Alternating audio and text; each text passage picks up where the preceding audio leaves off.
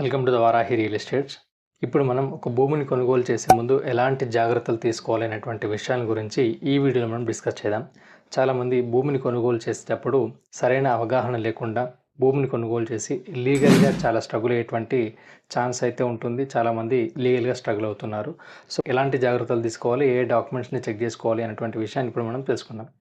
ముందుగా మీరు కొనుగోలు చేసినటువంటి భూమి యొక్క సర్వే నెంబర్ని తెలుసుకోండి. ఆ సర్వే నెంబర్ అట్లాగే సబ్ సర్వే నెంబర్ని పూర్తిగా తెలుసుకోండి. భూమి ఎవరి పేరు పైన ఉంటుందో దాన్ని క్లారిఫై చేసుకోండి. మీకు ఎవరైతే భూమి అమ్ముతున్నారో ఆ వ్యక్తి పేరు పైన ఆ భూమి ఉన్నదా లేదనేటువంటి విషయాన్ని కన్ఫర్మేషన్ చేసుకోండి. నెక్స్ట్ వచ్చేసి ఆ వ్యక్తికి ఆ భూమి అనేది ఏ విధంగా వచ్చింది, వంశపారపరంగా వచ్చిందా లేదా కొనుగోలు చేశాడనేటువంటి విషయాన్ని క్లారిఫై చేసుకోండి. వంశపారపరంగా వచ్చినప్పటికీ కూడా సరైన విధంగా ఉండేటువంటి డాక్యుమెంట్స్ అయితే చెక్ చేసుకోండి. పాస్ట్ ఉన్నటువంటి రికార్డ్ని చెక్ చేసుకోండి. ఎవ్రీ ఇయర్ రికార్డులో ఇతని పేరు ఉందా లేదా అనేటువంటి విషయాన్ని కూడా చెక్ చేసుకోండి. అట్లాగే ఆర్ఓఆర్లో కూడా చెక్ చేసుకోండి. ఏదైనా ట్రాన్సాక్షన్ అయినట్లయితే ఈ ఆర్ఓఆర్లో అనేది రికార్డ్ అవుతుంది.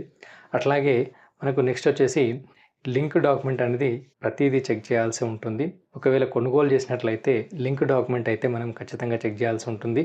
ఇతనికి ఎవరు అమ్మారు, ఇతనికి అమ్మినటువంటి వ్యక్తికి ఏ విధంగా భూమి వచ్చింది, అతనికి ఎవరు అమ్మారు అనేటువంటి మనకు లింక్ డాక్యుమెంట్స్ అనేటువంటివి ప్రాపర్గా ఉండాలి. లింక్ డాక్యుమెంట్స్ కనుక ప్రాపర్గా లేకపోయినట్లయితే ఫ్యూచర్లో లీగల్గా సమస్యలు వచ్చేటువంటి ఛాన్స్ అయితే ఎక్కువగా ఉంటుంది. అట్లాగే మీరు కొనుగోలు చేసినటువంటి భూమి పైన ఈసీ చేయాల్సి ఉంటుంది.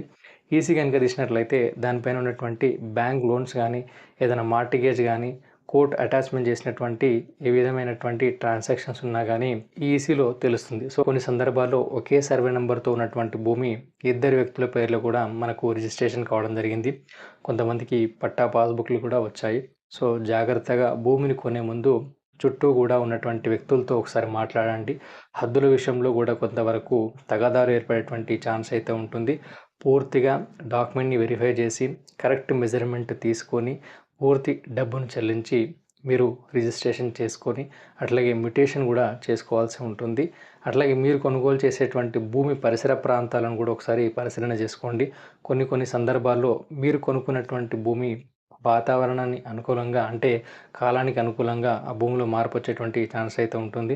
ఫర్ ఎగ్జాంపుల్ మీరు తీసుకున్నటువంటి భూమి ఎండాకాలంలో కనుక తీసుకున్నట్లయితే మంచిగా కనిపించినప్పటికీ కూడా వర్షాకాలం వస్తే దాంట్లో నీరు ఎక్కువగా నిల్వ ఉండేటువంటి ఛాన్స్ అయితే కొన్ని భూముల్లో ఉంటుంది. అట్లాంటివి మనకు అక్కడికి వెళ్ళడానికి కూడా చాలా ఇబ్బందిగా ఉంటుంది. ఎలాంటి వెహికల్స్ కూడా అక్కడికి వెళ్ళకుండా చాలా విధంగా ఇబ్బందులు ఏర్పడేటువంటి ఛాన్స్ అయితే ఉంటుంది. మెయిన్ ఇంకొక విషయం ఏంటంటే కొంతమంది హైటెన్షన్ వార్లు ఉన్నటువంటి భూములు కూడా తెలియకుండా పైన చూడకుండా కూడా తీసుకొని నష్టపోయినటువంటి చాలా వ్యక్తులు ఉన్నారు. సో మీరు కొనేటువంటి భూమి యొక్క పరిసర ప్రాంతాలను కూడా క్షుణ్ణంగా పరిశీలించి మీరు డాక్యుమెంట్ని వెరిఫై చేసి అవసరమైతే ఒక లీగల్ ఒపీనియన్ కూడా ఒక అడ్వకేట్ ద్వారా తీసుకొని తర్వాతనే ఇన్వెస్ట్మెంట్ అయితే చేయండి.